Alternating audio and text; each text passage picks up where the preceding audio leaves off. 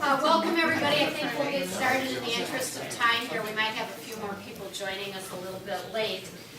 You'll notice some new faces here tonight, and we've asked a number of our teachers, and Lori Miller, our Director of Curriculum and Instruction, and Matt Pelland, our Instructional Technology Director, to kind of kick us off tonight with 21st Century Learning, talk a little bit about what we're doing in our district and share a little bit about what our vision is. Before we get started with that though, does everybody have an agenda for tonight?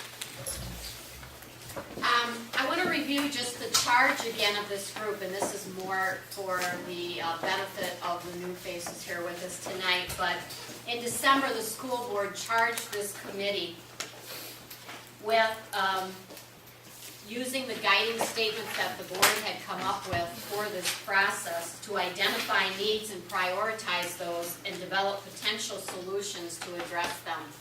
So we're about halfway through that process, and I invite you to stay tonight if you'd like to. After you present on the 21st Century Learning, we'll be talking more about some of the priorities and needs that we've identified. And then we're going to move into starting to develop some of the preliminary options from the big ideas that EUA has been helping us out with. So I think we'll go ahead and get started. Matt and Lori. Oh, I do want to bring your attention to our next meeting, March 12th. GLW is going to host us, so we'll have an opportunity to take a look at that facility. And following our meeting tonight, hopefully we'll stay on time here, and we'll have some time to view some of the locations in different areas of the middle school building tonight. Sure. Hi. Crystal asked Lori and I to come in and talk about 21st century learning. So I'm the Instructional Technology Director, and obviously I deal very heavily with 21st century learning, spaces, environment, the whole thing. And what I'm going to try to do today is engage you in a conversation about 21st century learning to help you obviously make some decisions on facilities and what's that going to look like. What is 21st century learning? What is it for a student? What is it for a teacher? And then how do we develop an environment that fosters 21st century learning in our specific spaces? So my hope is within the next 20 minutes or so here, as I go through this presentation, that we're going to talk about these three things. And how do students learn in this digital age? We'll talk about the skills that we're looking at, the 4 C's, our 4 C's that we use in the school district here. Lori will talk a little bit. And then how are teachers teaching in the digital age, and then how is the environment and the classroom critical to foster this type of teaching and learning. So that's 3 things we're going to go through today. And I'm going to show you 3 videos actually that I've been digging up and trying to really, I think they tell a great story of 21st century learning. My hope is that as you see these videos, you can glean some information and understanding of how students engage in this environment, and how we as teachers have to teach in this environment and provide and foster that 21st century conditions to help that all work well. So regardless, the first video I'm going to go ahead and play here. What I want you to do is watch closely. It's a video that was created by New Brunswick, Canada. And they are on the leading edge of, leading the shift. I mean, the change in education, going from the industrial way we do things in schools to a 21st century environment. Someone actually. So go ahead and watch, like 5 minutes long, and then we'll have a little conversation.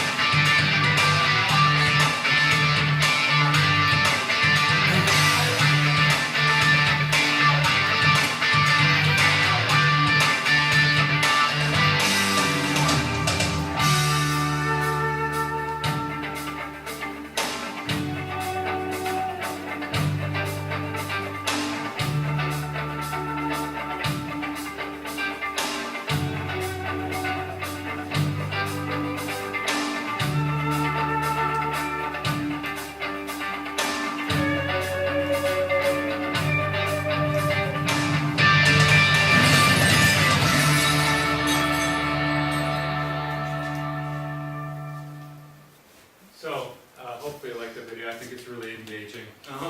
But I also think there's lots of truth to this. Obviously, their world has vastly changed. It's extremely different than even when I was going to school. I still had the manual typewriter that I was typing on, and the whiteout, and all that kind of stuff too. So regardless, you can see here through that video that things are changing radically in our schools, and obviously we need to be prepared for that. Did anything jump out at you within that video? Anybody had like, whoa, or an aha moment, or like, hey, kids are learning that way? Because a lot of things that you hear in that video are creativity, you hear collaboration, right? You hear personalized learning, right? All these buzzwords that go around our educational environment, and now we got to create the environment here to support that. Does anybody have any insight? Yeah. I think just the rapidness of how things are changing, because it said since 2004 the top 10 jobs are completely different. Right. So I just think how quickly things are changing. Right. This is from 2010. This video too. Anything else? Well, I even know with my own kids, I have 3 kids, and they're, last couple of years they get one gift at Christmas, and they started out with iPod touches, and then they moved on to Kindles, and then they have laptops. Those are the tools that they learn with, they play with. Everything they do is really focused around collaborating and creating content and sharing that content. They're Skyping grandma. I mean, they're doing these amazing things all the time. Even the games that they play. They get on, they have their headsets, they're talking to all their friends, they're in multiple locations. It's amazing stuff, and that's how they're wired to learn now. That's what I was just gonna echo when you were done, is they are wired differently than all of us in this room. And so that forces us as a system to adapt, to provide for them in the ways that best meets their learning styles. And so that has ramifications for their learning space. So radically different. As you can see, my hope is what you'd see that the culture is radically different.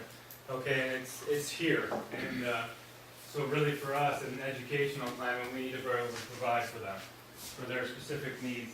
Now what Lori's going to touch on next is, again, our foundation, which she has some posters of, are the 4 C's within our environment here. So a non-21st century handout here. We developed those handouts again to remind teachers of the 21st century, the essential 21st century skills that we are trying to meet. And so if you take a look at that specific handout, Lori can walk you through it. Sure, just as a background, as part of our strategic plan, we have a work group of teachers, administrators, community members, and students that meet on a regular basis to talk about how can we ensure that 21st century skills are taught and assessed in our district, because we feel that that adds to the whole child that we're working to grow. So when people think about 21st century, they automatically think about technology. Technology is the tool to allow us to focus on these 4 C's. So, we'll hear a lot tonight about technology, and that's essential to moving forward for us, but it's not about technology alone. And so I really want to be clear about that. Our 21st century work group decided to focus on 4 C's, which is a common expression in profession when we talk about 21st century skills. So our 4 C's are creativity, critical thinking, communicating, and collaboration. And actually this poster that we developed modeled all 4 of these C's with our work group. We started out by having the team or the work group read an article about the 4 C's, and then we divided the work group into 4 different small groups, and we assigned each of them a C to focus on. And then we gave them a hypothetical amount of money that they could spend to summarize what they learned on their C. So thinking about, the critical thinking they had to do and collaborating together to summarize what they learned. So you'll see the words that they came up with to summarize. And then for the creativity piece, we asked them to develop a visual that was representative of their C. And so the end product is this poster. And they did this all in the same room using computers and using Google Chrome, which is what we use for a browser, to collaborate with each other and create one product. And so we talked about what does that look like in a classroom, and what kind of design features do we need to think about to allow our students to work that way. So any questions about that, or from the teachers here that would like to add to what I just said? about this process? Every time I do any kind of a training for technology tools, I always frame it within the 4 Cs and try to impart to the people that are in my training sessions that this is a tool to get you to these things. It's not the be-all, end-all tool, but just so that people start to think that way. This isn't something, this is so cool, I gotta take it in. No, this will help you really get at creativity or critical thinking or collaboration, and try to help people think that way, and I think it's making a difference. You know, and in the video, we saw about the careers and the changing, and what we know that, we're preparing kids right now in our classrooms for an uncertain future, and so these are the skills that'll help our kids be adaptive to whatever society puts in front of them, and so that's why it's so essential that this is integrated into everything we do here in school. Anything else from any of the other staff that are here? So that's a framework Okay. for essential skills. I'm gonna kind of jump into, I have another little video up here that I have, how teachers are teaching students in the 21st century, and again, it'll give you an understanding. Just watch close, and I think it'd be nice if some of the teachers were to chime in on what they're doing to meet the needs of the students in the 21st century. Again, laying the foundation of not only how our students learning, but how our teachers teaching. So this is a great video that I think highlights that specifically. One second here, I'm a teacher, and I have a question. How do I prepare students to succeed in the 21st century? Today's students will face challenges we haven't imagined, take jobs yet to be invented, and toil in a workplace constantly reshaped by the exponential progress of technology. Only one thing is certain. Classrooms designed for the industrial age will prepare students for this dynamic era. A new century calls for a new paradigm. So what's my role? We need to reset our sails and navigate these uncharted waters with our students. The sage on the stage must become the guide on the side. No longer the knowledge keeper, but the chief knowledge seeker, learning along with and even from students. Competency must shift from knowing the right answer to asking the right question. What kind of car will you be driving 20 years from now? Or will it do the driving? Will future conflicts be waged over oil or water? What do we do if sea levels rise as predicted? And reimagine classrooms where students become information producers rather than information consumers. Questions spark curiosity, encourage critical thinking, and foster creative solutions. Skills our students need to adapt to any situation and compete on a global level. How do I prepare for this role? First, by recognizing that our students, digital natives, view technology as an extension of their nervous systems. It has literally shaped the way they think. It's the key to connecting with them and a bridge to learning. The skillful use of technology puts the world at their fingertips, makes deep investigation possible, and provides a flexible, engaging format for project-based learning. So essential to building critical thinking skills and preparing students for the workplace. And where do I learn these skills? At a college of education that's striving to mirror the classroom and the workplace of the future, with collaborative learning, multi-platform competency training, and a philosophy that encourages teachers to imagine new and creative ways to reach students. What if I created a project that allowed my class to work with students around the world to document climate change?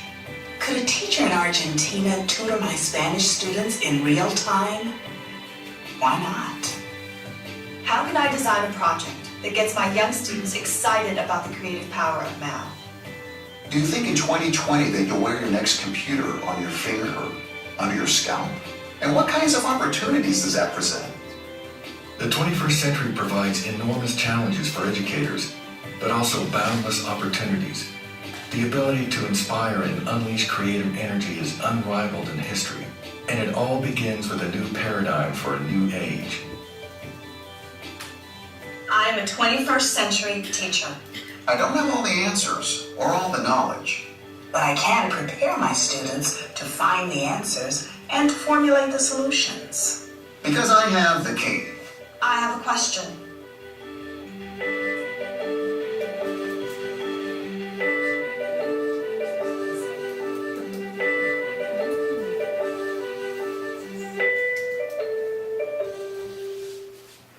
Okay, so this next piece we want to talk to you about the curriculum and instruction and assessment needs when we talk about 21st century learning.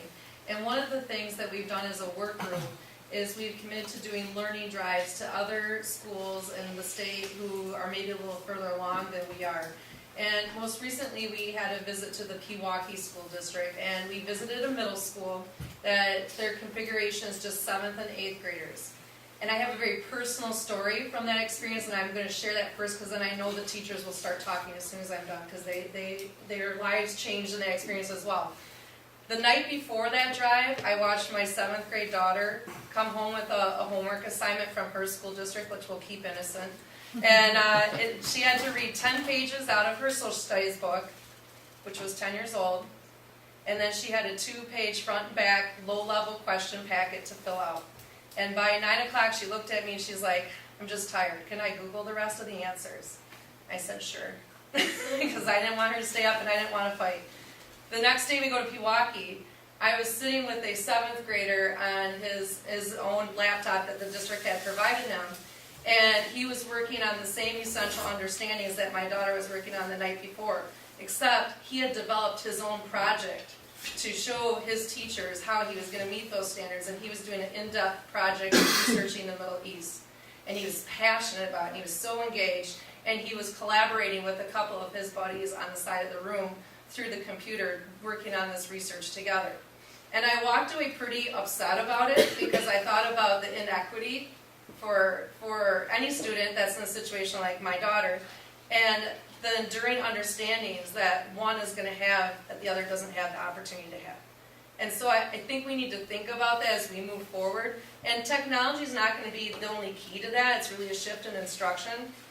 But in terms of ramifications for curriculum instruction assessment, 21st century skills is really raising the roof for our kids and allowing them to access curriculum that they don't have to wait for the teacher to deliver, but the teacher becomes a facilitator of learning and a validator of learning. So I'm going to stop there and I'm going to let my teachers talk. So things that you're doing in your classrooms and your own observations. Yeah, I'm Jesse Wells. I'm a 4th grade teacher at GLW. And I think one of the ways that I like to think about this whole shift that's happening in education right now is to liken it to something that we all would probably agree with is poor instruction, poor teaching of our kids. And that's that if my students were sitting with their chapter and they read a 4-page chapter in Number the Stars that we're studying right now, and they came up to me and they said, what happened in chapter 4? Like, I just don't remember. It's my responsibility then to have them go back to that chapter, to have them go back and to look back in their information to find that information. And I think in so many ways there's a disconnect between that we all see as, they need to be able to read that. It's on their reading level, all of those things. They need to be able to read that information and find it. But in so many ways, that's what they have all the time in front of them. Because all of their questions, all of this information that they're looking for, that they might ask a question to me, hoping that I give them the answer, hopefully what I'm teaching them to do is find that information. Because there's no way on earth I can have the answers to all the questions that my 4th graders ask. And so the 21st century learning really is an opportunity to push our kids, to be teaching our kids to find that information. So, yeah. Lawrence? Well, yeah, I kind of wanted to speak about the spaces, and my job at the high school as the library media specialist is to kind of facilitate a lot of learning. I do one-to-one instruction with students when they come in, or I do a lot of group work where I'm working with a staff member in their class. And right now, I have been really happy with a lot of the things set up in the media center in the space, but the space does have a lot of limitations at the same time that I think the 4 C's are limited in how much we can facilitate, and a lot of improvement could go a long way in encouraging staff to use the space more often and more students to use the space. And I saw a great example that really took a couple, this is not tech related, not as you would think of technology tools, but when we did the mock block, we had much longer periods of time this week. So we knew that students who were coming down for study halls would have extra time. So the library staff and I set up a puzzle, which was on kind of our larger cafe-esque table, and it has stools around it, so there are places for about 6 people to sit rather than 4. And we did this last week, and we've continued it this week because so many students kind of flocked together to collaborate and work on this puzzle, and they did it totally appropriately. They weren't fighting over who's gonna, that's.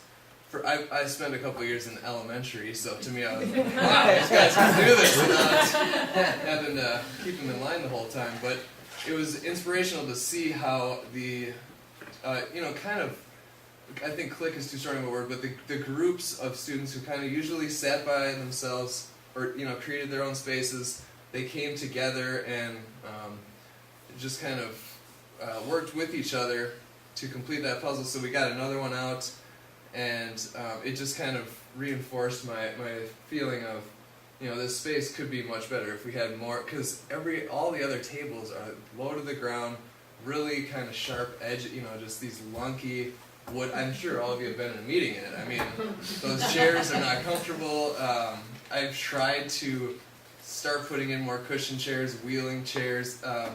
Part of the space that needs improvement too is the flexibility of it. All of these chairs and things are hard to move around, and so that discourages staff from using it. If there's another staff member using it, I have a hard time getting another staff member down there. It's part of habit as well, but I just see so much potential if the space was just divided up a little better, and there was more flexibility to give students the chance to be encouraged to be collaborative, but also creative too, because it's hard for me to draw attention to spaces that encourage creativity, because it's such a disjointed area. It's so big and open, which is great, but if there were spaces that encouraged more creativity and individual work, that kind of guided kids to do their own thing, but then a section where there's more ability to have conversation and be collaborative. I just have so many ideas running through my mind, and seeing how a lot of the students, like you mentioned, John, some kids come from a background where they are getting these tools and using them a lot and know them very well. However, I see the other side of it too, where a lot of students do not use it and are kind of feel intimidated by it and unskilled. And I think we have a really ripe population. They're fertile is the word I'm looking for, because they have this great potential. They're excited about it, but there's a lot of pockets of little resistance, and part of it's because of inexperience and the equity issues that go along with that. I just am very excited to use the 4 C's and use it to kind of change the spaces, not only in my library media center, but I hear similar thoughts around the building and throughout the district that our classrooms just need to be a little more flexible and make some changes. So that's my experience. I'm going to have Jen Peterson here talk about, can you share what led to your comment at Pewaukee after your experience in a classroom that was designed very differently? About it was the most major. Oh, okay. Okay. We made a lot of comments at Pewaukee. We walked in and it was just this totally new environment and totally new way of learning and instruction. And I'm a special ed teacher, so I see everything a little bit differently. And it was just this complete mind shift. It was this mecca of awesome. I think that that's was what the mecca of awesomeness. Oh, I think I do pretty well with vocabulary, but there was nothing else, no other way to describe it. Like, it was just this place of learning and instruction for everyone.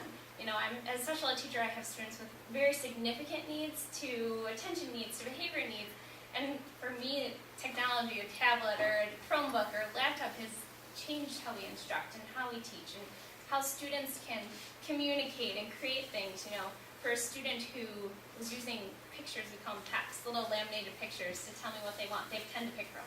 You know, now this tablet gives them 10,000 things to pick from, you know, and a student can tell me to go away. They don't have a card for that, you know, I don't give them a card that says, please give me my space, but they're telling me that using their iPad or their tablet or their Google Chromebook or whatever they need to do, you know, they're collaborating. They can fit into the classroom that maybe wasn't necessarily made for them. You know, a student who maybe can't read or write well, you know, they can bring a computer and they're the cool kid because they have things being read to them, you know, in a document that you may have given them. You know, giving a student this worksheet who can't read, but they can still participate in your classroom because that worksheet is on their computer and it reads it to them just by using this free application on Chrome. You know, it levels the playing field for our students. And Pewaukee, every student was included. You know, we had our most significant needs that need a different curriculum, but more students are included, and it's, you know, you can modify that curriculum, you can differentiate that instruction, and no one knows, you know. Maybe just to echo what, or to add to what she was saying, we had an opportunity to go into a learning lab. So what they had done in this particular situation is they had taken out walls, and they had this huge room where 50 to 60 students were gathered at one time for math. And they each had their own laptop to do math at their level using a software program. And the teachers were monitoring their assessments through their computers and polling groups of students to a different classroom to do a quick 30-minute direct instruction on the skills that they needed and push them back. And in another corner of the room, you might have kids collaborating together with some manipulatives or on a whiteboard doing problems together. It was very fluid. And what we saw, the data of the kids that were there in that classroom, like Jen was saying, there were some kids that were doing 5th grade math and some kids who were testing out Algebra 2. And so kids were allowed to personalize their learning at the rate that they needed to move. And I thought about, wow, what that would do to student achievement overall for a student body because they're moving at the pace when they're ready to move. And I think sometimes the way, the industrial age has shaped education for us to keep everyone together, and we're going to move at the same time, and we can't continue to do that anymore with curriculum instruction. We put some vocabulary terms up here that, is related to 21st century vocabulary, so we're talking a lot about personalized learning. Asynchronous means you can learn anytime, anywhere, and our students learn when it's best for them, like 2 a.m., when they're still awake. And then we have this expression called one-to-one. And one-to-one in school districts means one device or computer per student. That's what that means. Bobby, Scott, Kelly, anything else that you'd like to share? I've been experimenting with the flipped classroom. Thank you. It's not so much the traditional flipped classroom where the children are doing most of the lesson presentation at home on the computers, because my kids are 3rd graders. And they couldn't do that. And so I used Google Docs, iMovie, and I was using Google Docs, iMovie, and YouTube. And I am embedding video of myself into the lesson. So I am no longer the sage on the stage. I'm no longer the main attraction of the lesson. They get together in collaborative groups. They work together. They communicate, and it grows each time we do it. They are being very creative with their thinking, and they're using their critical thinking skills to learn that same lesson, and I am essentially able to clone myself. So now I'm in 7 different locations within the classroom on 7 different computers, and at the same time, I have the chance as an educator to walk around the room and pinpoint specific skills to work on. I'm now the facilitator rather than on the stage. And for me, it went to places where I didn't even know it would go. The kids, we tested them, and they are growing like crazy on this last test they took. It's just wonderful.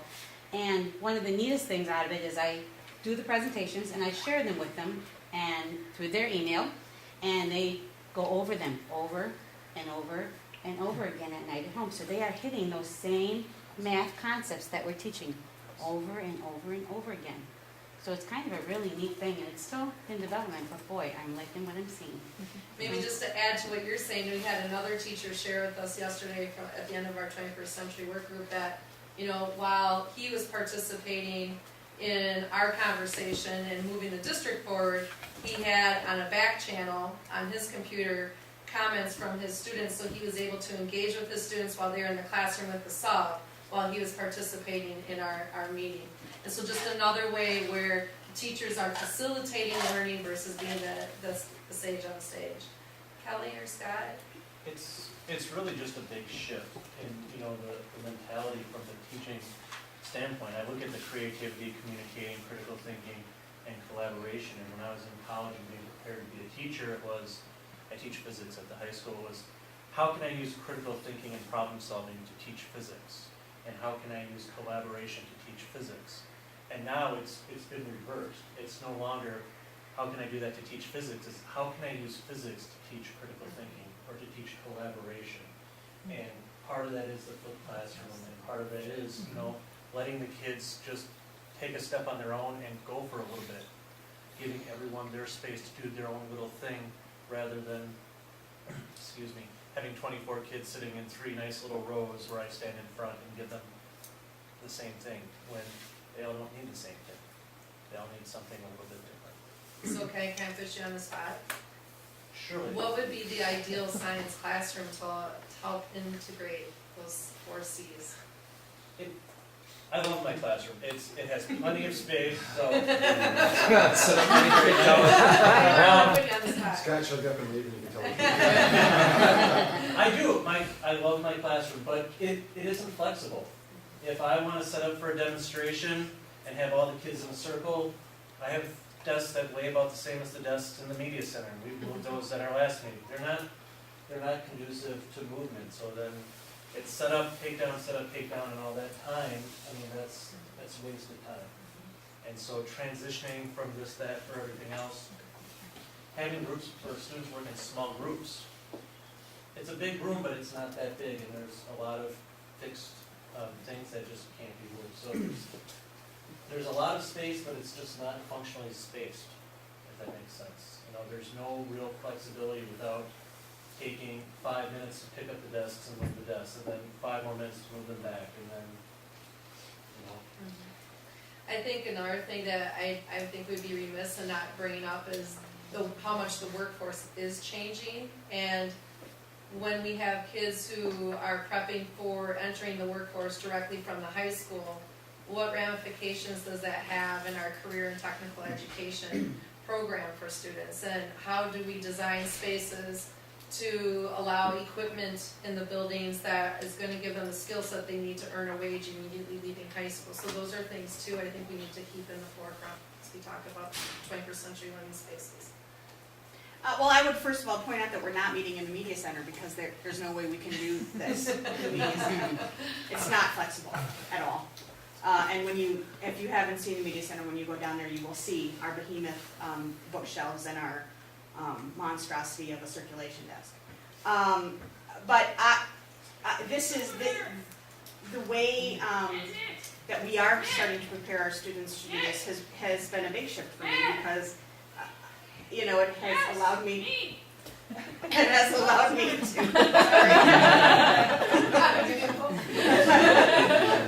to be distracted. Honestly, if I could, I would add a 5th C to this, and that would be curiosity.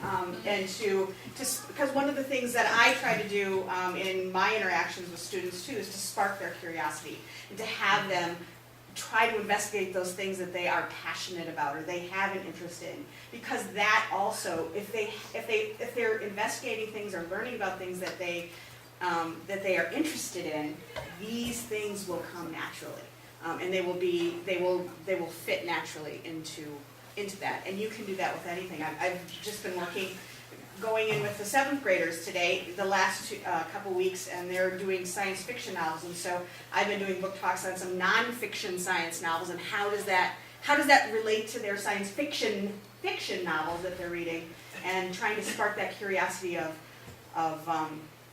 connecting International Polar Bear Day, which is Saturday, to the science fiction novel that they're reading. Which is Saturday? Saturday. Yeah. We have to buy cards for our... only if there's a polar bear in your family. To connecting that to the novels that they're reading that that involve the author exploring the idea of climate change in 100 years, and connecting all of those things together and showing them different resources that they can use to learn more about that. Well, I didn't get a chance to go to Pewaukee, and I still feel a little bit Feels slighted. a little bit, I know. But I do have an interesting story, because in my line of work, I often get the chance to talk to young people who we can say are a little bit disenchanted with their education at times. And I had a young man on Tuesday who had gotten kicked out of math class 4 straight days. He had torn up his math packet, and he came to talk to me, and I had the teacher send up another packet and sat down with him, and I saw the look of disgust on his face, and I got my iPad out and I said, okay, we're going to work on some math. We got a little game called Sushi Monster. Sushi Monster is kind of an interactive math game where you work on some basic skills. And I sat there and I watched the kid engage with this. And I started him asking questions. And he couldn't answer them in a very sophisticated way, but basically I said, why are you engaging with that, but not this? It's the same thing. And basically, he told me that this is challenging. This provides me with instant feedback. I can mess up, and there's no great penalty. I get to go over and do it again, which means I can take failure and then apply that failure to new learning. And I'm sitting there thinking, why can't all education be like that? Well, I got the biggest lesson in 21st century environment. I was looking for it. I've always been looking for it, and I never seemed to find it. And when I was growing up, when we were all growing up, the library was a great place to go for continued learning. It was that environment that you could go to get caught up, spend some time reading, take a makeup test. That there was always that opportunity at the library. And my wife and I were going to the library this last weekend and asked my daughter if she wanted to go. And she was watching TV. She had an earbud hanging from her ear. Okay, she was on her Kindle, and she was talking to me at the same time. And I realized right then, the last place in the world she would ever want to be is the library, because I walked into the Bearwood Public Library and I thought, oh my God, I don't want to be here. and so... You went home and stole her Kindle. Right. So, obviously, to make our media centers the 21st century, they've got to be the place that the kids want to be to start with. And that quiet room full of stacks and big wooden tables is not where any kid wants to be at this John, point. I thought you were gonna share the chair story. Isn't that you shared? I think that's telling too. The chair story? Yeah. Was that you who shared that? About the boy who came in with the chair on the wheels? No, that wasn't me. Oh, somebody. I have some other chair chatted. stories. Well, somebody was sharing with me today that they had a student who's not normally very engaged, but for some reason they ended up in more of an office chair. And I don't remember if they were in an office setting or sitting in a teacher's chair, but it had wheels and it enabled the student to move from one location to another quickly and, just that movement. And the comment was made by that student, if I could have a chair like this every day, I would want to be here every day. So, I think when you look at that environment, especially in the high school media centers, we tend to spend a lot of time there. It's a very uncomfortable place to Hope you notice some sit. changes in there. Lawrence is taking this personal now. I always just feel like we do the best with what we have. Yeah. Right. Right. But that's why we're here, is to talk about how our learning But- spaces and our environment can support that. We do the best with what we have. Well, we do the best with what we have. And therein lies our problem, Yeah. is we've got to give you better, Yeah. right? I would love that, yes. And that- whether it's a media center or whether it's a classroom, Right. we've got to provide better. And I agree with you because just by looking at all the schools we went to, they all had different programs and different things that they were doing. But the one thing that every school had in common was their level of student engagement. all students were like engaged, whether they had an iPad or a Chromebook or an IBM ThinkPad, they were all just engaged in their learning. You know, and me, like special ed teacher, I'm like, well, what about the behaviors? You know, what about these things and the learning needs? And they're like, we don't have a lot of issues anymore because the students want to be here. They want to be learning. They're laying on the floor. They have their feet up. They're learning. They're working, you know. They knew that they were on stage probably, but at the same time, they were still all doing something and they knew what they were in charge of and responsible for, and they were there. It's just all about what they're learning. It's cool. The technology is completely transparent. You can see it, you know, when it's really at work. So it really is just giving our students ways to group and regroup and be flexible and based on their needs at any given time. And sometimes it's like little niches, sometimes it's larger settings like this. And the furniture is key, you know, to move it and use it in the ways that we need to. So I think Matt is burning. He's burning to show one more video. So and then we'll be done, Crystal. Do you want us to stop now? No. This is just a quick video, and again, it just emphasizes the fact that our spaces have really been designed and redesigned. So this is just a real short 2-minute video, but I think it highlights some specific things with the environment and the spaces we currently have.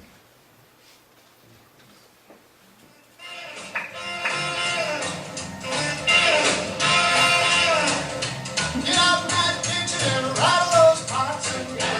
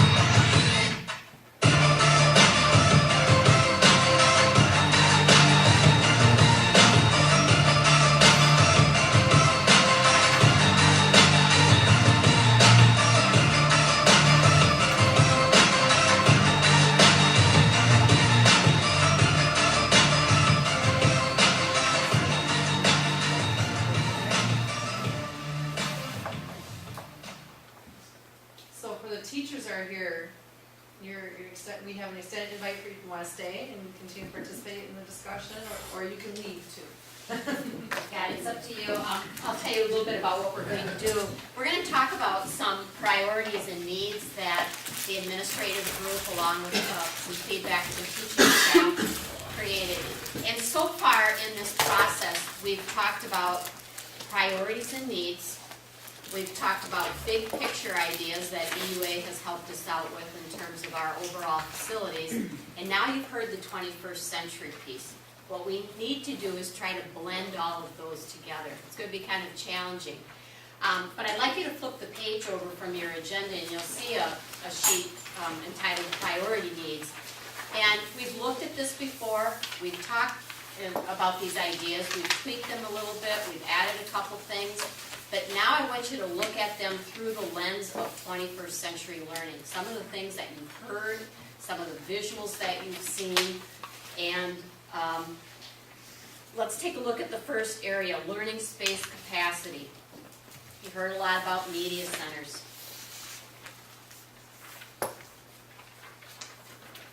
We've talked about classroom space.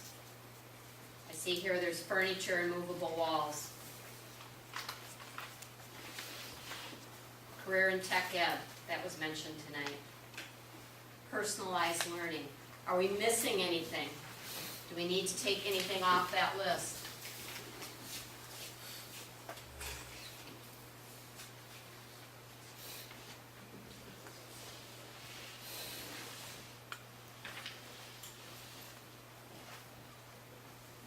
Are we good with that just for the time being?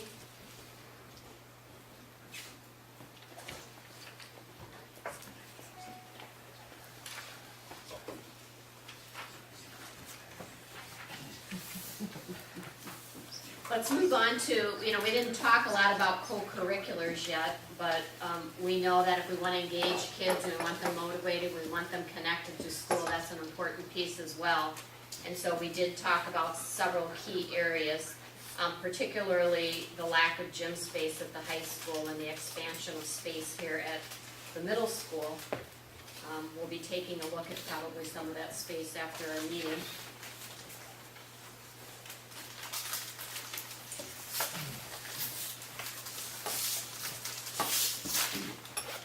The one thing I didn't hear tonight, but I know we've had some conversations about it, in fact, just today with Matt, we were talking about the importance of the heating, the lighting, having spaces that kind of produce that sense of wellness, that people want to be there, not being in internal spaces within our buildings that are kind of, all cement block all the way around, not visual. Or have no natural light at all, or are 85 degrees even in the middle of winter.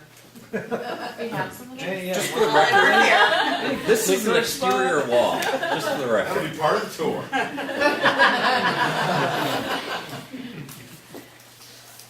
And then we talked about also accessibility. We've got a special ed teacher here tonight, and that's a huge issue across the district. And professional learning spaces. We're here, we're somewhat limited in what we can do with this configuration, as Kelly mentioned. We really wanted to meet in the middle school media center. We weren't able to do that just because of the way that's structured, not having things that can move very easily in there. And then we talked about the last time we reviewed this list, looking at the secondary impacts, some of the safety issues and other things that will be addressed as we take a closer look at our facilities. But I guess the key thing is, are we missing anything after talking about 21st century learning? Matt, do you see anything missing out there?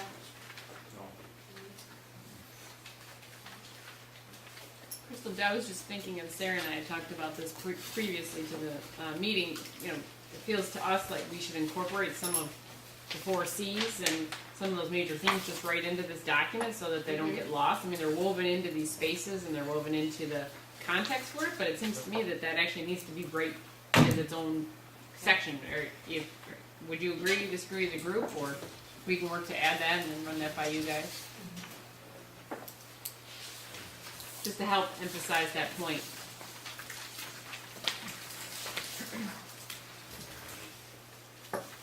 Anything else with that, Kit? Are we ready to move No, I think forward so. with?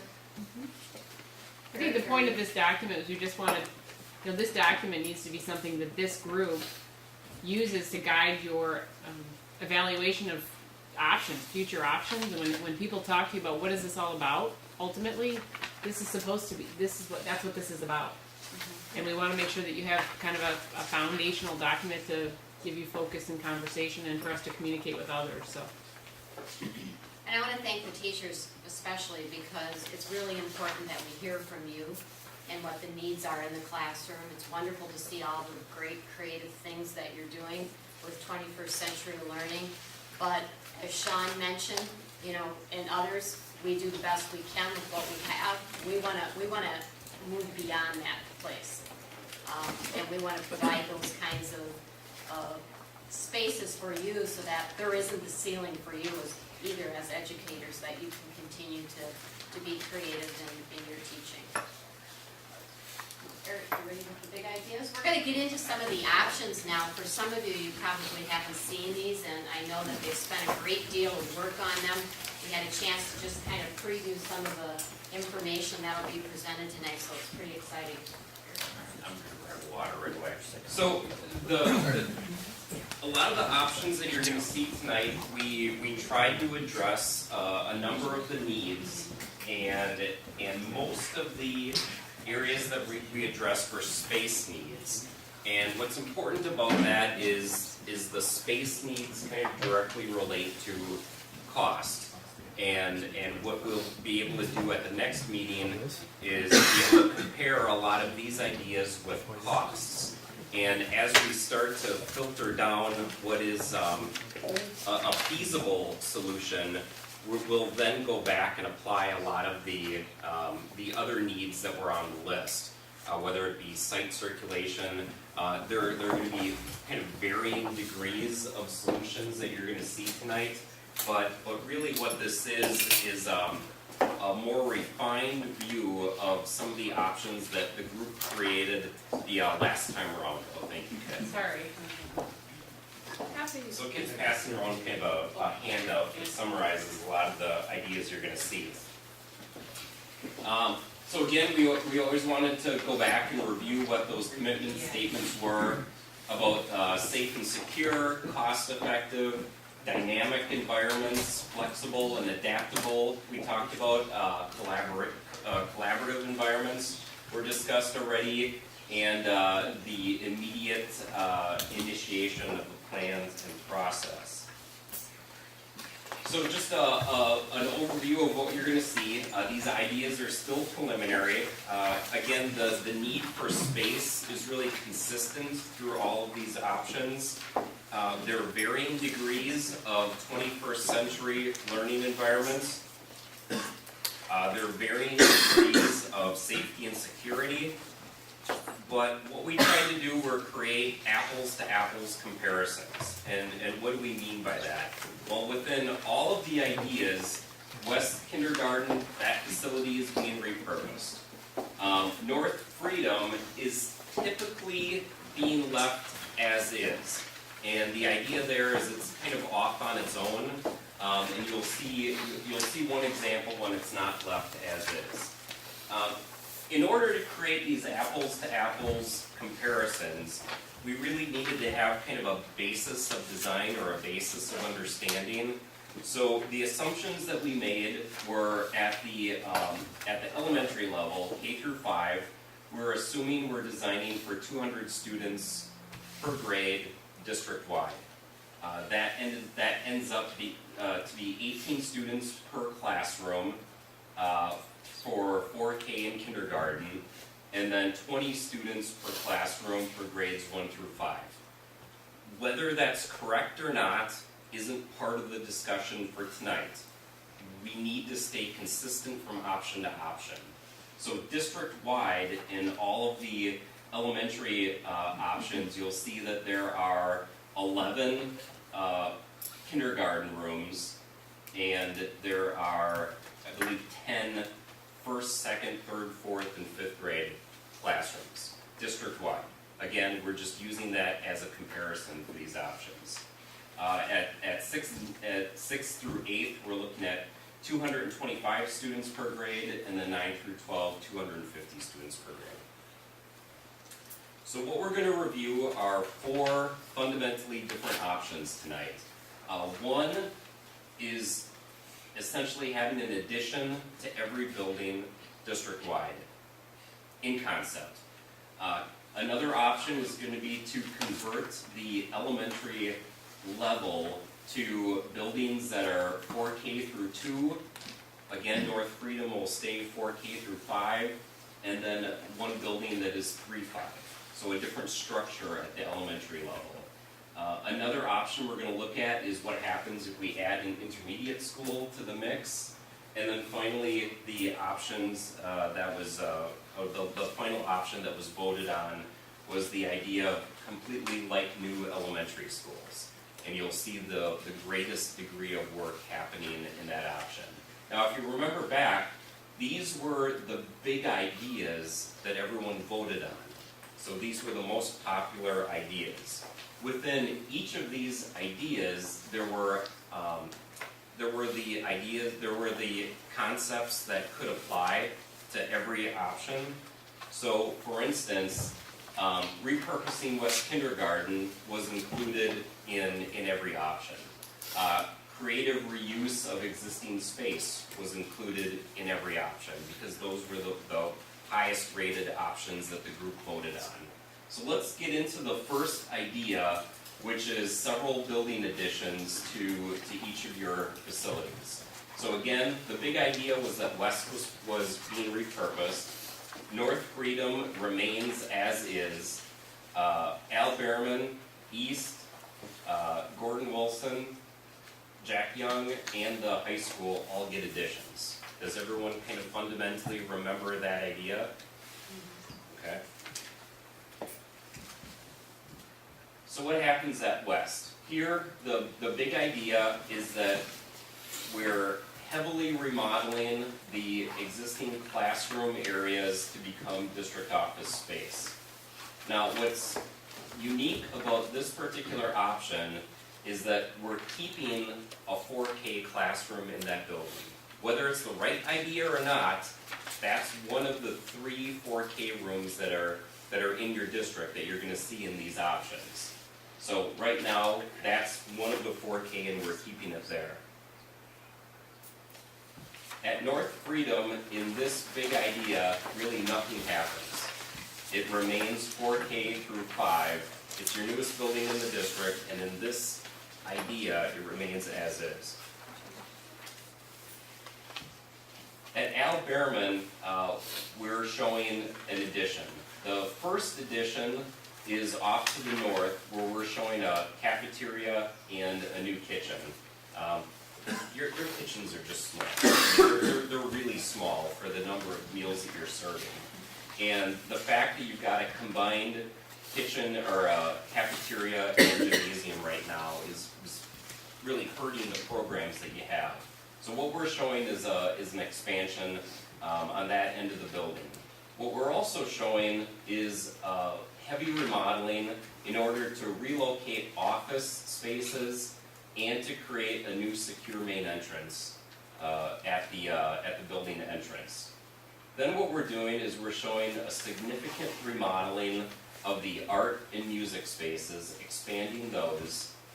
Throughout the building, you'll see this becomes a 3-section school, 3-section meaning there are 3 5th grades, 3 4th grades, 3 3rd grades, 3 second grades, 3 1st grades, and then there are also 4 kindergarten rooms. And again, you'll see a pretty simple addition of 3 additional kindergarten rooms.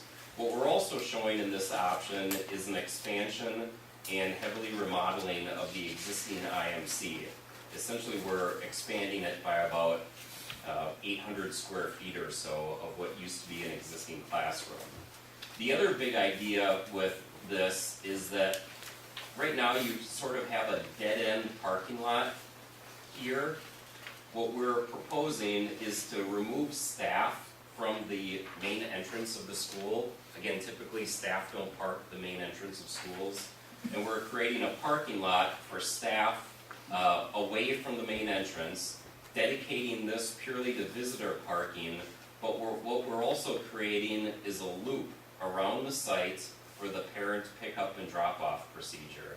The idea is that it's kind of a double-lane road so that as parents queue up, whether it's at that entrance or the main entrance, parents can queue up along the drive, and as students enter the vehicles, they can bypass the other cars and exit the site. Again, just trying to do something about circulation over at Al Behrman. At East Elementary, again, we're showing additions. So we're showing an addition of 3 kindergarten rooms. We're also, again, separating the existing gymnasium and creating a new cafeteria with adjacent kitchen. We're also showing an addition of an IMC, And that's largely due to the fact that we're taking the existing IMC and turning it into offices so that we can, once again, create a secure main entrance with the office adjacent to the main entrance.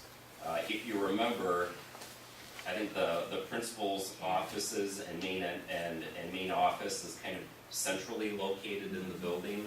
It's just fundamentally wrong when it comes to building security. At Gordon Wilson, again, we're creating an addition. You don't really have any rooms that are properly sized for kindergarten at that facility.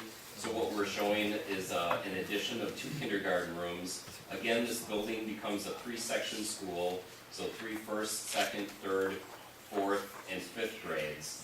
Again, we're relocating the main offices to the front of the building, again, to create a secure main entrance. The IMC is expanding where the main office used to be, so this becomes kind of an open media center. Some of the existing locker rooms are turning into storage. The cafeteria is going back to the size that it used to be, a full-size cafeteria. Currently, the music room is sort of located here, and within this plan, we're showing a dedicated music room, again, retaining the dedicated art room, and then we've got 2 special ed rooms. What we're trying to do with this plan is to get all of the classrooms with exterior windows, you know, as crazy of an idea as that might be. So what we're moving the music and 2 special ed rooms into those internal portions of the building. Again, you know, a regular classroom should have daylight. With this expansion, we're having to build over onto some of the hard surface playground. What we're showing is an expansion of the hard surface playground. What we're also proposing is, I know there's some type of proud feeling about this driver's ed course, and I can't express how odd this is for a school district to have this. But what we're proposing is that you keep it, it works fine, but why not use it for parent pickup and drop off at the end of the day? It's right adjacent to the building, so all we're doing is we're adding a sidewalk so that parents can queue up, pick up and drop off and leave without doing anything near the building. We couldn't come up with a cheaper way to do this. So we think this is a pretty good idea. The other opportunity that it gives you is you can use the front entrance as your bus pickup and drop off, and you don't have to worry about cars trying to use that turnaround area at all on the east or on the west side of the building. Multiple additions when it comes to the middle school. Now, if you remember, and as we walk around, I think you'll get a better idea of the layout of this facility.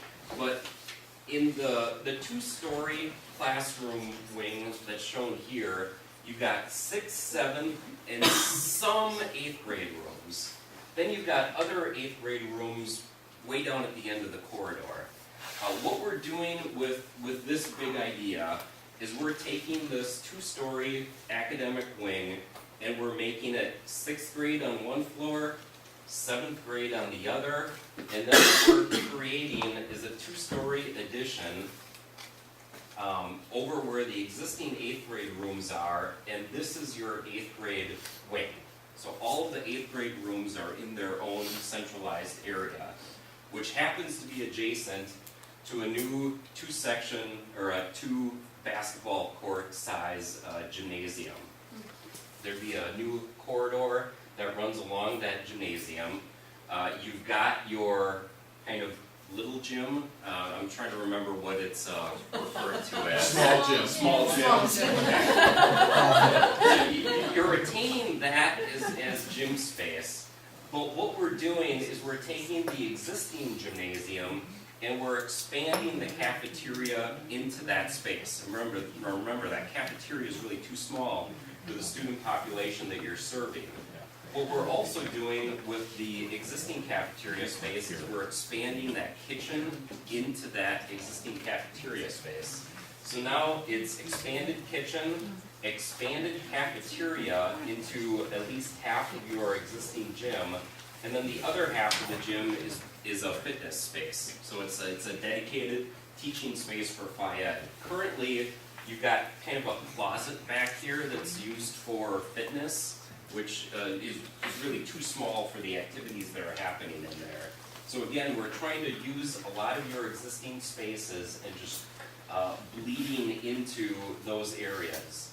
Another area that you'll see of heavy remodeling is the lecture area. As we go on the tour, you can get an idea of what has to happen in that space, but heavily remodeling there. We're also relocating the main office. Currently, the main office is again inboard. We want to relocate that into what is currently the face room, the home ec room, so that it's adjacent to a secure main entrance. The foods room moves to where the existing office is, and then we're also showing some light remodeling of the existing art room. The art room's just really outdated, so we felt that doing some light remodeling in that space made a lot of sense. Now, when it comes to what the 6th grade and 7th grade wing looks like, that's further refinement if you feel that this is an appropriate option to explore. Where would the library be?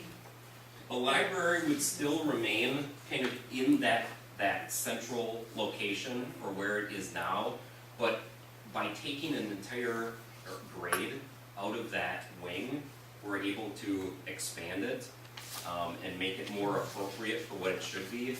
And really, that media center becomes sort of breakout spaces for either the 6th grade or 7th grade, whatever is located on that floor. One of the things that isn't addressed in here is the parent pickup. Right, right, and again, you know, depending if this option is a priority to this group, that will be further exploration of how that works, right? I mean, the way that, I think you've got students that are kind of entering the 8th grade kind of in the back there, so that would have to be explored if this is preferred. Now at the high school,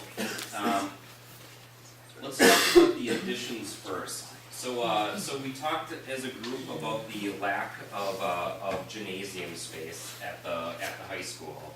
So what we're proposing is that there's an addition that's a large addition, 3 basketball courts. If the gym gets relocated, it makes sense to relocate the lockers, the storage, the training, everything that goes with it. There are restrooms, concessions, that's all part of this addition. Now, along with that addition, you fundamentally have to get to the addition. So what we're showing is a corridor along the front of the building, which also serves as expansion space for the cafeteria. And what we're showing as light remodeling of the main office and the existing entrance area. So again, we can make that a secure main entrance. That kind of goes back to a few other presentations we had about what is a secure main entrance. Other areas of light remodeling include the media center, and then heavy remodeling. Right now we're showing that your existing gymnasium becomes an auditorium, so we would change the floor level to provide slope seating. The stage and the existing locker rooms would become those side spaces or company spaces for the auditorium. If you remember, there's a corridor that runs back and sort of dead ends in the back of the building, and that kind of forces the circulation through your existing gym. What we're showing is an addition to the back of the building, which would be a new corridor. And then finally, the tech ed and the family and consumer ed spaces. The family and consumer ed spaces are rather outdated as far as the curriculum that's being taught in those spaces. So what we're showing is heavy remodeling, where maybe that can become more of a culinary arts program, if that is considered a priority by this group. And also heavy remodeling of the tech ed spaces. Again, those if it's a priority of this group, kind of fundamentally changing what curriculum is taught in that space, and something could be done with that. Now, in order to get this addition to work, you'll notice that the road that went through is gone.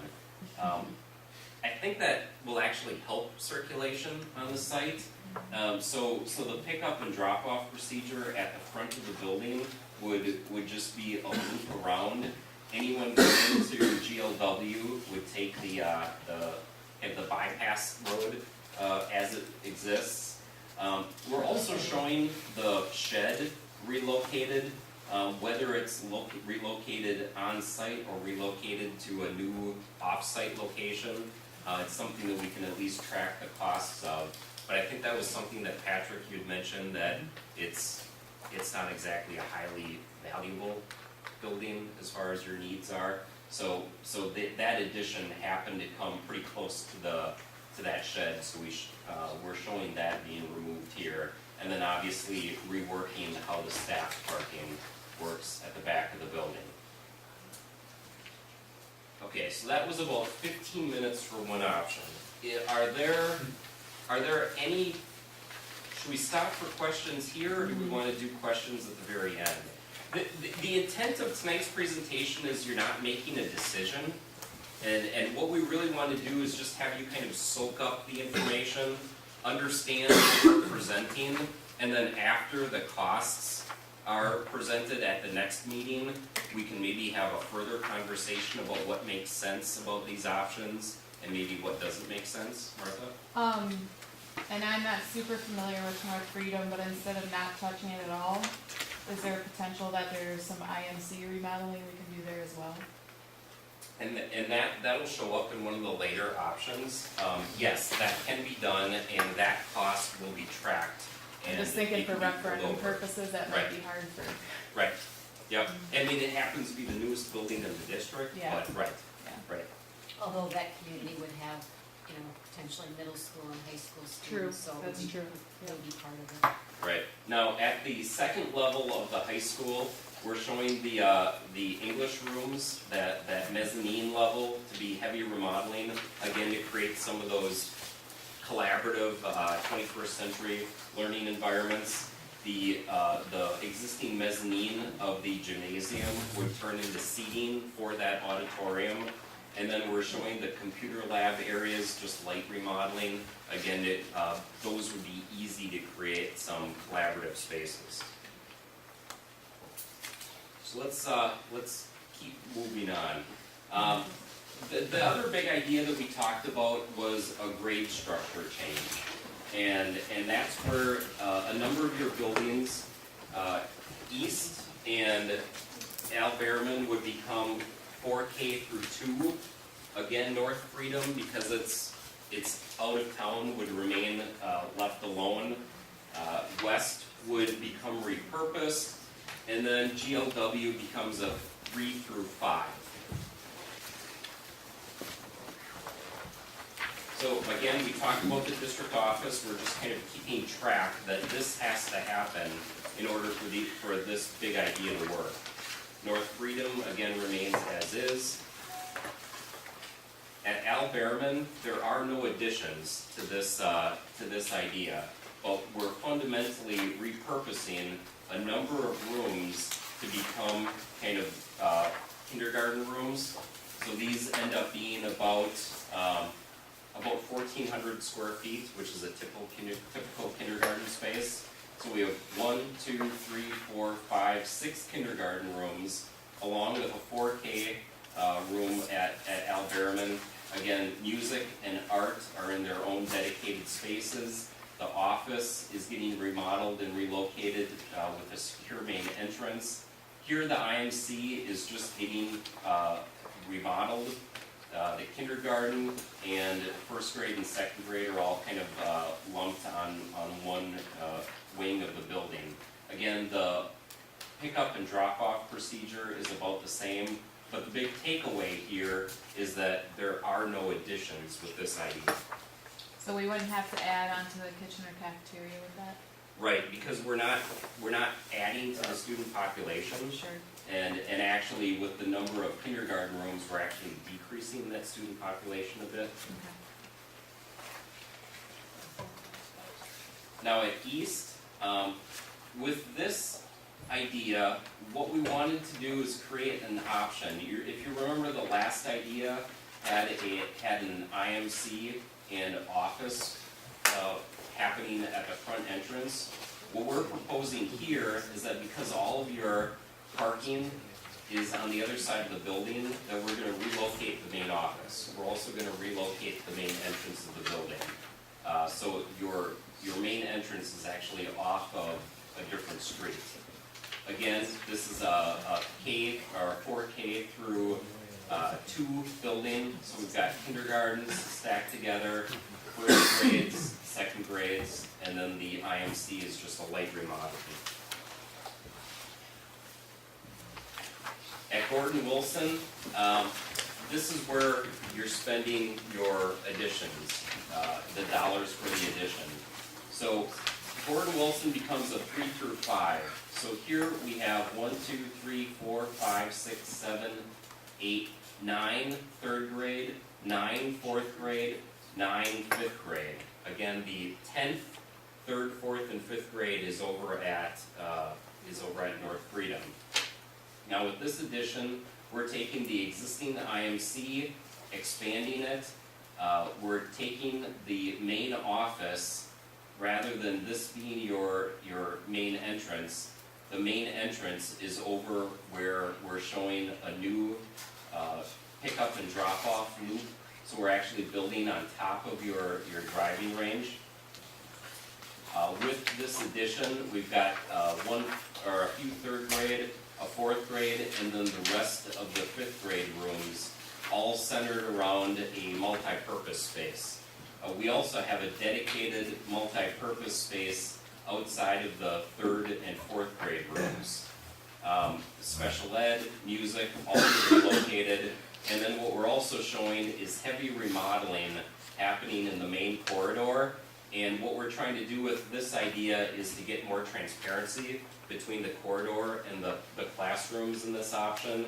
Again, the idea is that the 4th grade rooms can see out onto the shared multi-purpose space, where the 3rd and 4th grade use that shared multi-purpose area as breakout space, and it's the same as what's happening over in the 5th grade wing. Now what we mean by that shared breakout space, we're currently working on an elementary school for the Lake Mills School District. This is a 600 student elementary school, and we designed this with staff. So what we did was we created a building that has 1st, 2nd, and then stacked 3rd and 4th grade on top of each other. And now what's unique about this design is that this is kind of a look into a single grade. So they have 5 classrooms, but they don't call them classrooms, they call them learning studios per grade. Each learning studio has glass or transparency between the learning studio and this large collaboration space. So this large collaboration space is really used as multiple classrooms getting together to do instruction, or as breakout space for each of these learning studios. Also, each learning studio has this small group space, again with glass, so that the teachers or the coaches in the learning studios can send students into these group breakout areas and actually see what they're doing while they're in that space. They can also send students out to furniture groupings within the collaboration space, so that now they're using the entire building really as teaching space, as educational space. Within this layout, there are also cubbies dedicated for the grade. There's a staff workroom dedicated to the grade, and then there are restrooms dedicated just to the grade. So you'll see in this option, we've got a couple of these G rooms, and again, those are kind of shared breakout spaces for each of the 5th grade classrooms in the new addition, all around that multi-purpose space. again, each option has kind of a different degree of 21st century learning initiatives. Any questions about that big idea? Dan, back to the room. So you'd still have other things at the middle school and high school as part of this option. You have to sort of tack on the rest of those to these. Correct. Yeah, so these, This grade configuration doesn't require a fundamental change at the middle school. So it could be the addition of the 8th grade wing. So the middle school would remain 6th, 7th, and 8th grade. So that cost or that idea at the middle school could just carry along with this idea as a district-wide option. Again, same thing for the high school. High school remains 9, 10, 12. because you're trying to get to a master plan, and the master plan would include everything you're trying to accomplish across all grades. Correct. So you're just showing the differences now. Really. Right. Okay. And then how this is all phased is another conversation. I think an important thing that we'll have to talk about, I know not tonight, but moving forward, is what is the educational impact of that proposed grade level configuration? Right. Because, we've talked a lot about West and some of the disadvantages in having only kindergarten within that building. And Right. our desire to try to minimize the number of transitions for kids. And, I just think we need to talk about this Right. option more. Right, just because it can physically be done doesn't necessarily mean that it's a good educational solution. Yes? I presume it was purposeful on the draft you have there, or the design, not to increase the size of the gym? So by adding 10 classes or so, the gym can accommodate that number of classes? That's what I was. We could add a gym onto this option. I'm trying to think what the. Because we're increasing the average age of the building substantially. Yeah. So doesn't that, I don't know, does that increase Well, the I think that's a usage of good the catch. gym Yeah, you may have. dramatically? Yeah. Yeah, it probably, Probably this could probably afford a gym addition. Yeah. Well, I'm not looking for like luxury competitions, I'm just Right. thinking about Phi Ed classes. 'Cause Right. currently, our space can accommodate what we have, Yeah. but it appears that in this scenario, we're adding about twice as many Right. classrooms. For this option, for the cost estimates, should we have a gymnasium added onto this? How can we not? I mean, I look at the average age going up that high Right. and the usage of that facility, it's anecdotal on my part, but Right. I would think that I'm just thinking of that's, scheduling. yeah. Yeah. No, that's, I'm looking at us. Speak of the gym teacher too. Where are we gonna be teaching gym? I think John would We'll also. include a 7,400 square foot Yeah. gymnasium How on this multi-purpose is option. that? We got it. We'll add one. If you seriously look at this option, you have to look at playground space too. Right. It's horrendous the way it's set up. This is a giant addition onto this building. Yeah. My other question has to do with the introduction of a courtyard into this. Yep. We've got a dead courtyard sitting in the middle of the high school that, on some of these first options still remains dead. And it seems like I don't know, what do you envision for that courtyard? Most courtyards aren't dead. I mean, they are used by school districts. And with the 5th grade kind of multi-purpose space being adjacent to that, I kind of see that as an extension of that multi-purpose space. The argument that it gets too loud outside for the classrooms, other school districts are able to use those spaces. So I don't see that as being a problem with this scheme. It is just a general question, is it cost effective to put in courtyards, or? The purpose to have it there is to provide light to those Just to interior. get daylight into those Okay. classrooms. Okay. Yeah.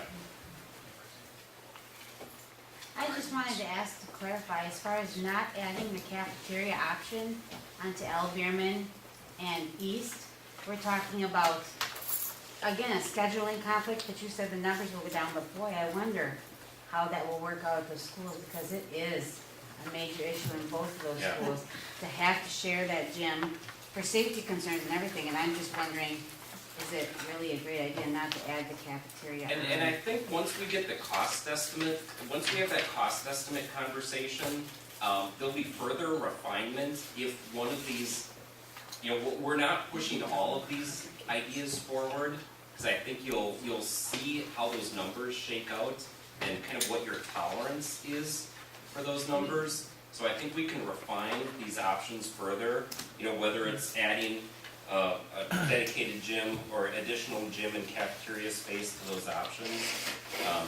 I think we're gonna get there. This is kind of the first big view.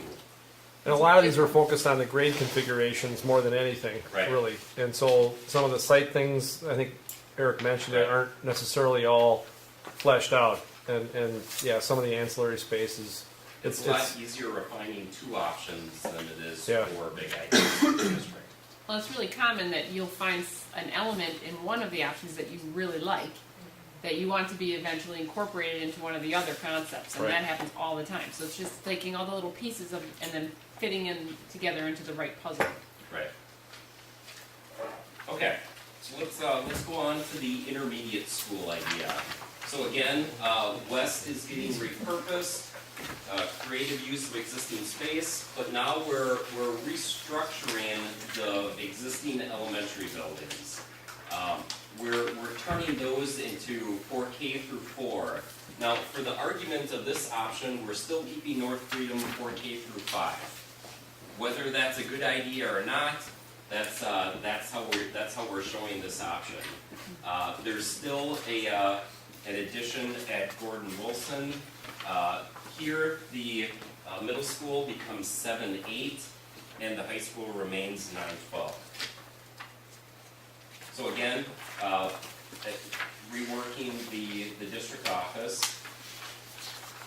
North Freedom has a lone 5th grade room.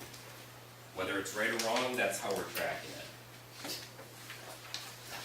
Al Behrman, again, we're not showing any additions here, but we're repurposing sizes of rooms in order to get the count to work. The traffic flow is the same, and most of the work that's happening there is heavy. For this idea at East Elementary, we're actually showing a media center addition, and one of the options had the main office located at this point. For this option, we're taking the existing IMC, moving the offices into it, so you have a secure main entrance at your existing main entrance, and then reworking 3 rooms to become 2 kindergarten rooms.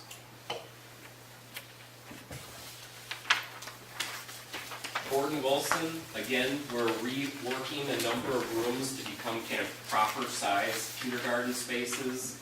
The IMC is getting expanded and enlarged. Cafeteria is going back to its original size, and we have to add 2 classrooms there for the 4th grade. And again, we're using your existing driving courses, pick up and drop off. So the new intermediate school, we're sizing this for 425 students. Again, that's in 5th grade and 6th grade. Planning purposes, it's recommended you have about a 15-acre site, 10 acres for an elementary building, plus 1 acre for every 100 students. So you're looking at 14, almost 15 acres. Again, this isn't property that the district owns. We don't necessarily know if there's any property that you have in mind, but if you went to an intermediate school, this could be an option of purchasing property and building the intermediate school.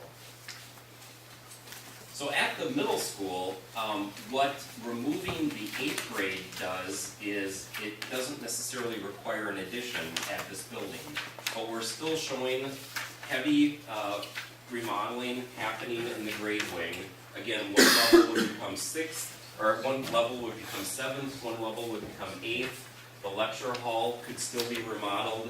The office could still be relocated adjacent to a new secure main entrance. The art room could get remodeled, and then the foods room would get relocated to the existing office area. And again, this you know, what's happening at the high school would just move over to this option. Again, it remains 9, 10, 11, 12. So that option on the right, that, go back one, should actually say second level, not, you've got 2 first level labels. Yes. Great. Can you make note of that? I did, Thank yes. you. We got it, Eric. Thanks, guys. Thanks for following, thanks for watching my back. Okay. Any big questions about that?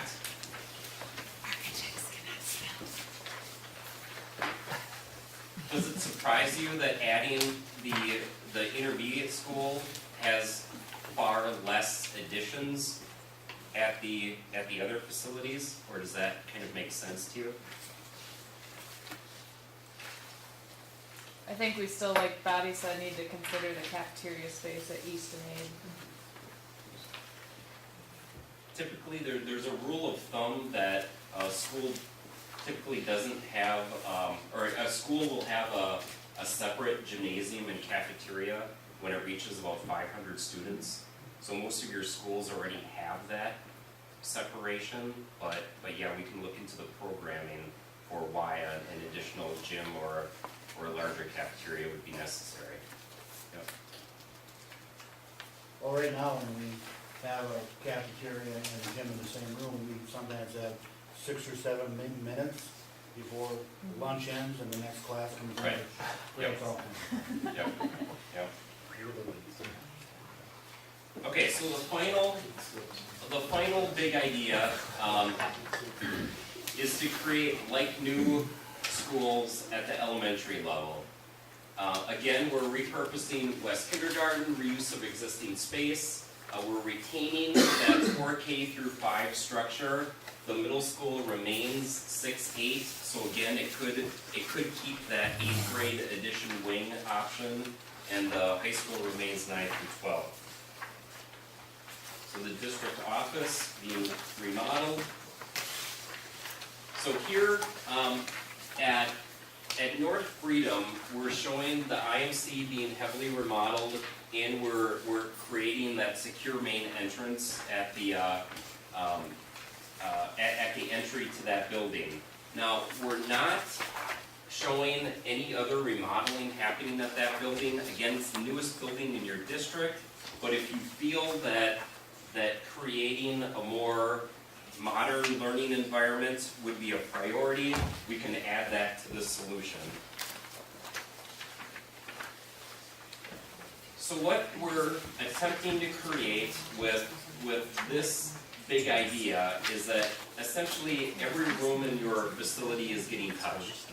Every room is getting remodeled, and that's shown with this yellow color.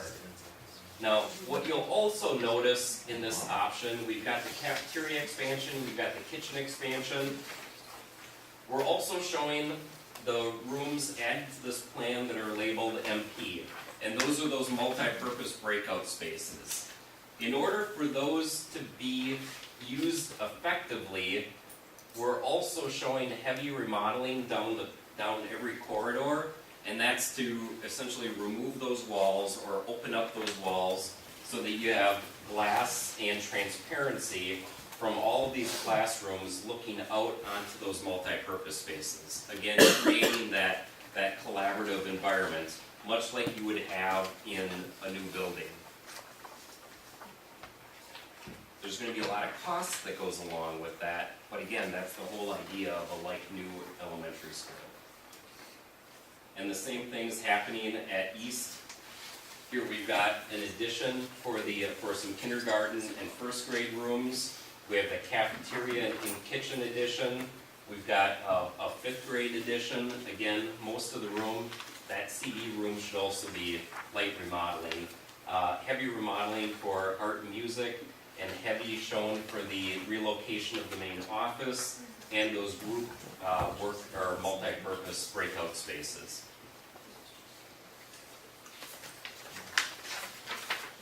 At Gordon Wilson, again, we can look at adding a gymnasium onto this plan. The IMC becomes expanded. We've got several multi-purpose breakout spaces, again, one for every grade. And then here we've got an addition that's encompassing the 2 kindergarten rooms and the first grade with their small group breakout spaces along with their multi-purpose breakout space. The main office again gets relocated adjacent to a new pickup and drop-off and visitor parking that's off the street. So Eric, these are all, 3 of these are 3-section schools, so how many students is that in total? Do you know off the top of your head? Well, it's 200 students for every grade. No, I'm not sure I calculated a capacity for each building, but district-wide, we've got the 200 students per grade. Well, you get more district-wide, you get more at the high school. Correct, that's, well, You mean at the it's elementary level, it's 200, I mean, it goes back to that first slide with the assumptions. Yeah, just for the conversation, eventually it's gonna be about whether a school's too big or not, you know, and that's one of the Right. criteria. So I think this stays within a relatively small school for number of students, I think. Correct, It's, correct. yeah. Yeah, we That- can look, that's- Yeah, one of the criteria I think you're gonna wanna talk about. yeah, we can calculate that capacity. Other questions? I've got a question when it comes to the multi-purpose rooms, when we're looking at the solution for a new environment for our elementary buildings, essentially. And I looked at this design that you had provided for a different school district, and I looked at that concept surrounding the second grade collaboration space. Right. And it really surrounds that larger space.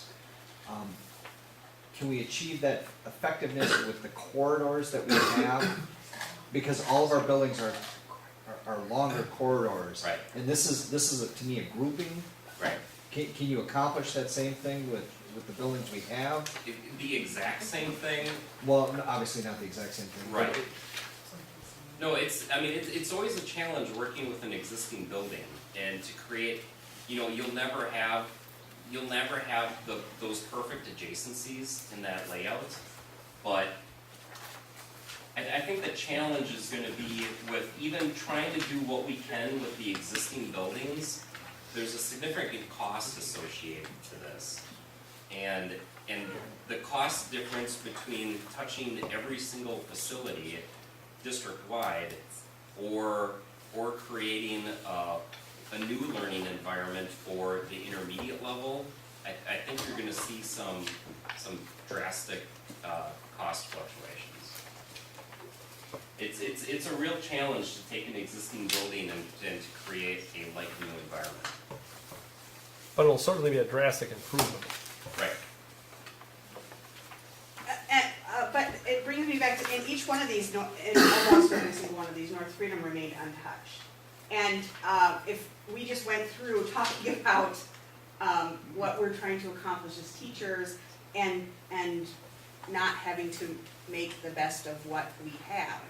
And it seems to me like we're leaving them in the dust. Oh, just make the best with what you have. You don't get any of these new And if that's learning environments. right, if that's a priority of this group, we can apply the same thing to that. We're attempting to create options that are. And I know there would probably be costs with that, but it just, to me, that's a glaring like, well, they don't have Right. kind of. But we can, I think for Yeah, this, I do too. I think for this, But we can it's apply almost that like, well, you're fundamental North change Freedom, to so this. I don't get these little Again, collaborative it's the spaces. newest I building in the don't district. think that would be not good. So this was a lot to take in, and we're specifically not asking for you to make any decisions or conclusions or opinions tonight, but it's just one piece of the puzzle. What's the advantage or disadvantage of having a 4-year-old kindergarten in the district administration building? Some of these models have that 4K and the refunctions. Yeah, we were actually thinking. You're asking that same question. No, I said I wouldn't get any work done. I know. Well, I think we do have need for alternative learning space. but I was thinking for older students, some of those students who are not performing well in the traditional school setting for one reason or another. And so I think when we thought about classroom space with administration, we were looking more at middle school, high school kids who either short-term or longer-term needing a space away from the traditional school. Could we add the 4K to AID or GLW? I don't see an advantage to putting a 4K to on an administration building, but I do see an advantage to having that space for some of those students who have different kinds of needs. Right. Yeah, I mean, the idea for some of these options to keep it there was, I mean, it's still kind of your neighborhood building, and for 4K, you know, oftentimes they're in daycares anyway, so we wanted to keep up an option where it remained in the district office. Again, as these other ideas become, you know, once they have costs applied to them and you're able to weigh the pros and cons of those options, we'll be able to further refine something to include everything that you're looking for. I'm gonna throw a question out there, it's just really not connected to too many of these, but the intermediate school, you said 15 acres is recommended. What about an elementary school? What's the recommended acreage for that? Well, again, it's 10 acres for an elementary school, plus 1 acre for every 100 students. So again, we're over 400 students, we'd be looking at about a 15-acre site. Typically, intermediate schools look more like elementary schools than middle schools. So we're using the elementary site recommendation there. I'd like to throw just another idea out there, not being a curriculum guy, being more of a nuts and bolts guy. When I first got here, and I looked at all these schools 5.5 years ago, I looked at how some of the teachers had to go travel a lot. I thought to myself, why not make one brand new elementary school that would replace 3 elementaries, like west, east, and south, but energy efficient, green, 21st century school. Wouldn't that be less expensive than trying to, it's just a concept that was in my mind for 5 years. And I think that's something that we're gonna wanna explore once the costs are applied to these. You know, again, we're doing the school can hold 675 students. This one, and it's $18.7 million without site costs. So, I mean, you know, you're looking at about a $20 million investment, and depending on the number of students that you're looking for, it'll be interesting to see how all of these separate additions plays into that. And trying to build them in the summer or something, you know. Right, right. Again, multiple additions cost a lot more than one big addition. And then that 5-6, Aaron, that would have an effect on middle school athletics, right? No? 7 and older. Oh, okay. It's a lot to think about. Yeah.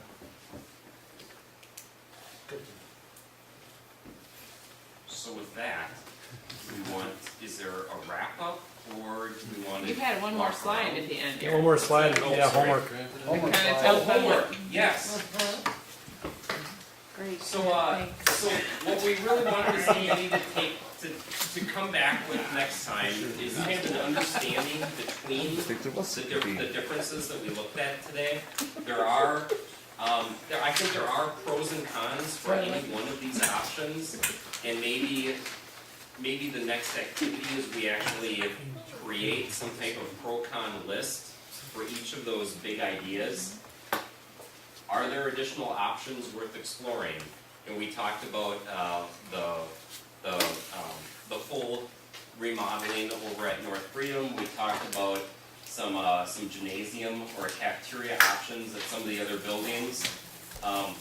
Without seeing the cost, are there options that are more desirable or less desirable, and why? And then finally, C.G. Schmidt and ourselves have homework of actually applying costs to all these ideas. Well, I think the point you made earlier, Crystal, about, you know, these are big shifts in quite a few things. I mean, grade level configuration and programmatic things, that's where the expertise from the administration and the board, that's what really has to drive it.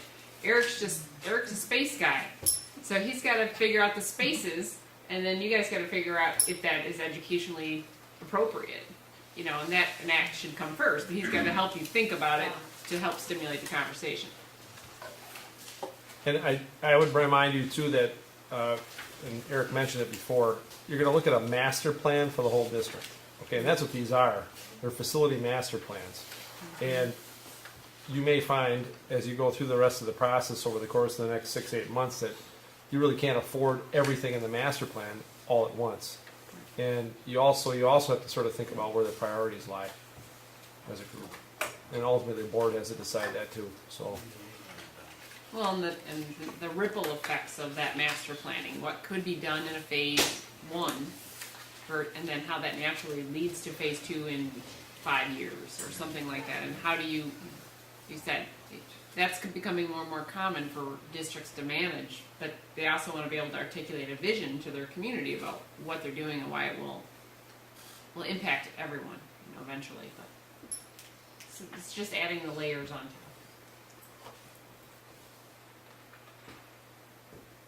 So we're gonna be bringing prices back next time, as well as talking about pros and cons, see if some of these fall out as maybe the top 2 options to pursue and refine further. We're gonna wanna price them all, so you know that the community knows we've looked at all the options. Like even, you know, what a big, you know, one big elementary replacement option would be, so. So for those who'd like to stay for the tour, John's gonna lead us, and we've got a few key areas I know that we wanna take a look at. I don't know if we wanna start with the media center and go